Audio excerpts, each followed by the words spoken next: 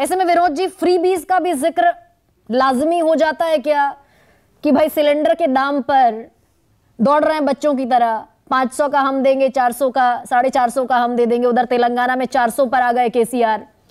और इसके अलावा इधर 1000 रुपए जो मिलता था कन्याओं को, 1250 कर दिया शिवराज सिंह चौहान ने। कांग्रेस ने जैसे ही 1500 की घोषणा की। तो फ्रीबीज कितना बड़ा फैक्टर होगा, क्योंकि इसका लिटमस टेस्ट और जो आपने ट्रायल रन का इस्तेमाल किया था शब्द का, हिमाचल में हो चुका है, कर्नाटक में कांग्रेस कर चुकी है। तो अब उसे लग रहा है कि भाई हर जगह जीत की चाबी यही है। ये कितना बड़ा फैक्टर? देखिए, फ्रीबी और सशक्तिकरण, इनके बीच में बड़ी महीन रेखा है। आप जब 80 करोड़ लोगों को अनाज दे रहे हैं जो कोरोना में दिया गया था, तो वो तो सशक्तिकरण है। और अगर अशोक गहलोत कुछ दें या शिवराज सिंह चौहान दें या अरविंद केजरीवाल दें तो वो फ्री भी हो गया। तो ये मुझे लगता है कई बार हम लोग जो है इस मामले में अपने हिसाब से व्याख्या करते हैं। शायद जाहिर है कि अगर राजस्थान में अशोक गहलोत तमाम सारी स्कीमें निकाल करके जनता के बीच में दोबारा मैंडेट पाने की कोशिश कर रहे हैं तो वो भी शायद सशक्तिकरण हो। अब रही बात सिलेंडर की, तो जो 400 का सिलेंडर 2014 में मिलता था वो आज अगर 1100 का हो गया और उसके बाद उसको 500 का करने की घोषणा मुख्यमंत्री कर रहे हैं अपने स्तर पर, तो एक तरह से फिर भी वो 400 से 100, 150, 200 रुपये तो ज़्यादा ही है ना। तो फ्री भी कहाँ से हुआ? ये तो आप एक तरह से सब्सिडी दोबारा दे रहे हैं, तो ये भी राहत देने की बात है।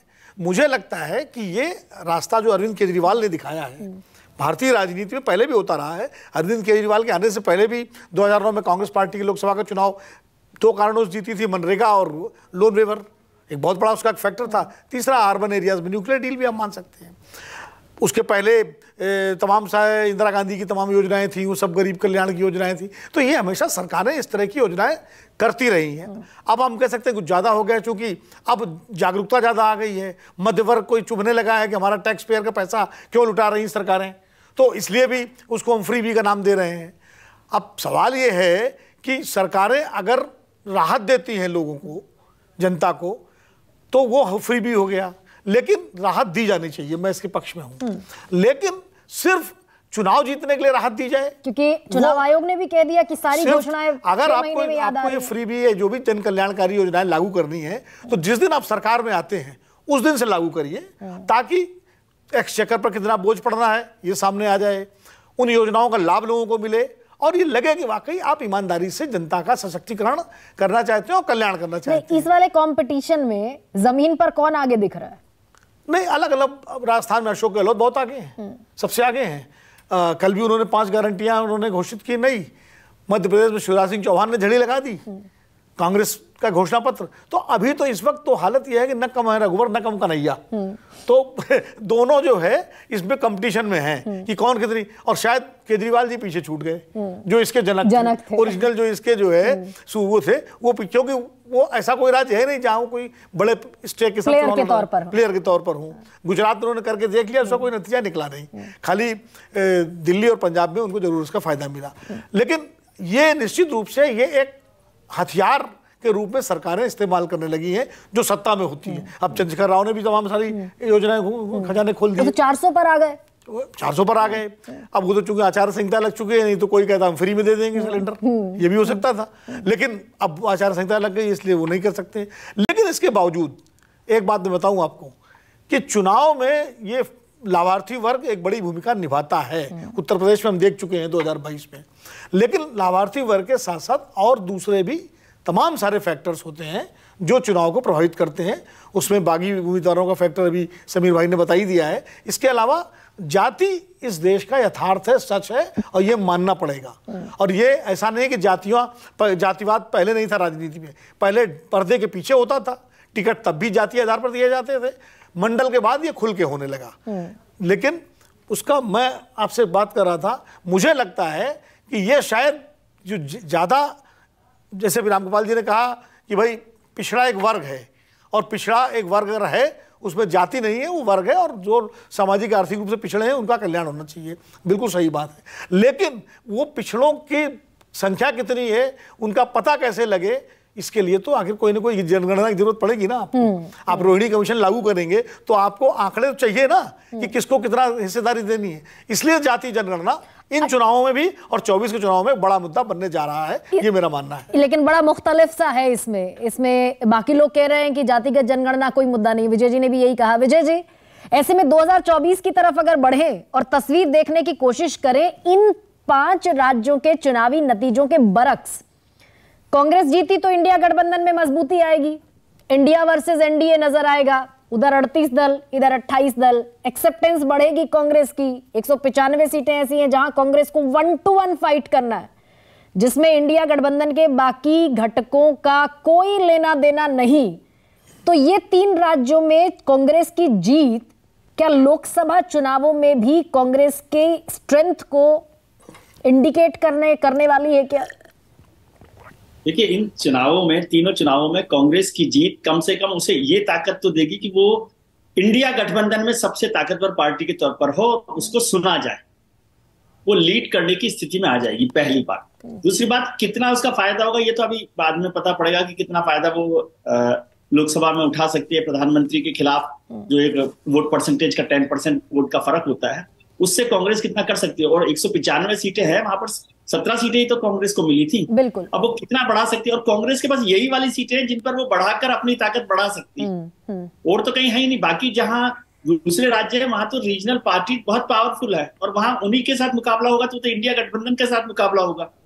तो कांग्रेस को अपनी स्ट्रेंथ तो केवल भारतीय जनता पार्टी के साथ लड़के ही बढ़ानी है, और वो इतना आसान काम नहीं है। उसमें यदि जातिगत जनगणना 2024 के फैक्टर में आ सकती है तो वहां है। आज की तारीख में मैं कह सकता हूं कि अभी जो चुनाव है ना, वो आप सही जगह पर पहुंच गए। ये जो पहले हम लोग बहस कर रहे थे वो वैसी थी जैसे हम चुनाव शुरू करते हैं तो राजनेता विकास की बात करते हैं, हम विकास पर चुनाव लड़ेंगे। फिर विपक्ष जो होता है वो कहता है हम बेरोजगारी, भ्रष्टाचार और इस पर चुनाव लड़ेंगे। जैसे ही चुनाव आते हैं तो ये सारे मुद्दे बाहर चले जाते, ठीक ना, तो वो मुद्दे खत्म हो गए। अब चुनाव शुरू हो गया, तो विकास, भ्रष्टाचार, बेरोजगारी और राष्ट्र को मजबूत करना ये सब छोड़ दीजिए, अब चुनाव की बात कीजिए। चुनाव की बात यह है कि फ्री बीज इस इलेक्शन में सबसे इंपॉर्टेंट इश्यू होगा, ठीक है। और दूसरा जो बगावत की बात समीर ने की वो बहुत इंपॉर्टेंट है, क्योंकि 44 सीटों पर पिछली बार 3% से भी कम वोटों से मध्य प्रदेश में, और 39 सीटों पर राजस्थान में 0.2% से, मतलब 511 वोटों से भी जीत हार हुई है। तो इसलिए बगावत बहुत इंपॉर्टेंट हो सकती है, और फ्री बीज जो है, फ्री बीज हमेशा ही इंपॉर्टेंट होता है। हाँ, भाई सीधे बैंक खाते में पैसा ट्रांसफर होना किसको अच्छा नहीं लगता, वो बड़ा त्वरित इसका रिजल्ट भी हासिल हो रहा है। वो 1000 से 1250 भी हो रहे हैं, 250 रुपए भी बढ़ रहे हैं, तो वो इंपॉर्टेंट है। और वो 250 को 500 करने का जो वादा है वो भी अपने आप में हैंडसम है। तो वो सारी चीजें बहुत इंपॉर्टेंट है। ये चुनाव खासतौर से विधानसभा के चुनाव फ्री बीज और बगावत को लेकर होंगे, जातिगत। लेकिन यहाँ से, क्योंकि मैं तो 2024 की अब तस्वीर पर आ गई हूं, ऐसे में रशीद किदवई, क्या कांग्रेस जीत भी अगर जाती है, थोड़ा सा हाइपोथेटिकल है, कांग्रेस अगर जीत भी जाती है, राजस्थान में रिवाज भी एक तरीके से क्वैश हो जाता है, तो इंडिया गठबंधन के सामने चेहरे का संकट कितना बड़ा संकट होगा, और क्या इस जीत के बाद कांग्रेस के चेहरे को बाकी पार्टियां स्वीकार करने को राजी हो जाएंगी? क्या कांग्रेस के पास चेहरा होगा? देखिए गरिमा जी, मुझे लगता है 24 के मामले को लेकर के कांग्रेस और जो दूसरी जो इंडिया गठबंधन में पार्टियां हैं उनमें एक बेसिक एक अंडरस्टैंडिंग है कि चेहरा कोई नहीं होगा। देखिए कांग्रेस जो है, चाहे जो भी लोग राहुल गांधी के बारे में कुछ कहें, राहुल गांधी, मल्लिकार्जुन खड़गे, कोई भी कांग्रेस की तरफ से दावेदार नहीं होगा तब जब तक कि कांग्रेस 125-150 लोकसभा सीटों में अपनी जीत न दर्ज करा सके। मतलब 272 का आधा जो होता है, 136-138 सीटों में अगर कांग्रेस को जीत मिलती है तभी उसकी दावेदारी होगी। और दूसरी बात ये होगी कि वो एनडीए को वंचित रख सकें बाकी लोग, कि 150 सीटें कांग्रेस लाए और 150 सीटें तकरीबन उसके सहयोगी दल जो दूसरे इंडिया के, यही एक तिगड़ा में एक रास्ता है, उसके ऊपर स्थिति होगी। कांग्रेस की अगर सीटें 100 या 100 के आसपास होगी तो कांग्रेस की दावेदारी नहीं बनेगी, उसमें इंडिया अलायंस की होगी। इसलिए इंडिया अलायंस की पार्टनरशिप में कांग्रेस जो है वो को इक्वल की भूमिका में है। देखिए इसको जो कांग्रेस और इंडिया अलायंस के विरोधी है वो बड़ा चढ़ा के ये बातें कहते हैं। बात दरअसल बहुत साफ है कि उसको इसीलिए वो सब साथ भी आए कि उन्हें पता है कि यहाँ वो राहुल गांधी की जी हुजूरी, राहुल गांधी की जय जयकार करने, राहुल गांधी के पिछलग्गू बनने नहीं आए हैं। हाँ। यहाँ पर ज्यादा व्यवहारिक रूप से अगर आप देखें तो नीतीश कुमार, ममता बनर्जी और तमाम दूसरे लोगों का ज्यादा चांस है बजाय कांग्रेस की। ये बड़ा दिलचस्प समीकरण रशीद के दवाई आप बता रहे हैं, क्योंकि एक तरफ तो ये फैक्ट है कि स्टेबल सरकार सिर्फ कांग्रेस की या बीजेपी की अगुवाई में बन सकती है। ऐसे में समीर जी कुछ कह रहे हैं, अनम्यूट कर दीजिए समीर जी अपने आप को। हेलो, मेरा ये कहना है कि कांग्रेस की दुविधा बहुत मतलब तगड़ी है। आप देखिए, जहां भारतीय जनता पार्टी और कांग्रेस का सीधा सीधा झगड़ा उत्तर भारत के सीटों पर, वहां पर तो भारतीय जनता पार्टी भारी पड़ेगी। लेकिन जहां पर तीसरे दल भी शामिल है, पश्चिम बंगाल में ममता बनर्जी है, या उत्तर प्रदेश में अखिलेश यादव है, या बिहार में नीतीश और लालू यादव है, वहां पर कांग्रेस को ये स्थानीय जो क्षेत्रीय दल है वो भाव नहीं देते। तो कांग्रेस को तो वो कह देंगे कि आप उत्तर भारत की सीटें में आप ले लीजिए, 150 सीटें आप लड़ लीजिए बीजेपी से। वहां पर बीजेपी के सामने कांग्रेस टिक नहीं पाती, और जहां क्षेत्रीय दलों के साथ वो लड़के जीत सकती है, वहां क्षेत्रीय दल कांग्रेस को पे हाथ रखने को तैयार नहीं है। तो कांग्रेस के लिए बहुत बड़ी चुनौती है कि वो 150 सीटों का आंकड़ा तय कैसे करेगी।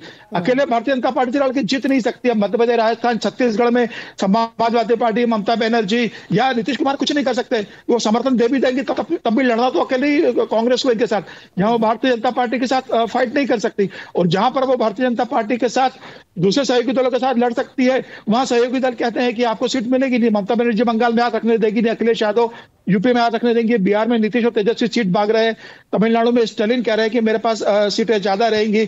तो कांग्रेस जाएगी कहां तक? कांग्रेस को कितनी सीटें निकालनी पड़ेंगी लोकसभा के चुनाव में, ताकि ये जो डिस्प्यूट है ये मिनिमाइज हो जाए?